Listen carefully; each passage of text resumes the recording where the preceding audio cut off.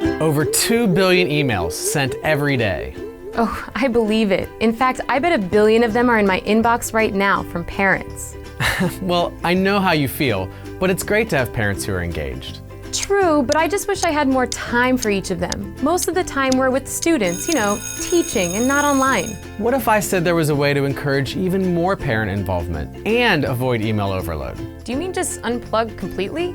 Actually, I'm talking about the opposite. When it comes to effective parent communication, it's all about answering parents' questions before they ask, plus keeping students in the loop. That sounds amazing, but how would you do that?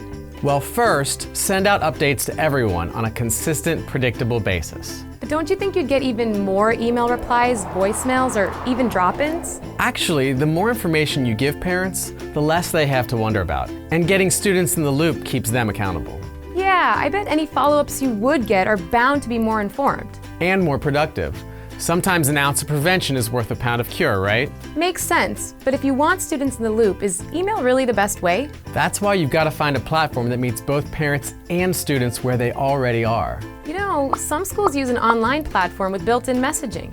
But don't be afraid to find a different, even more accessible option. Well, what about using a class Facebook page or a Twitter feed?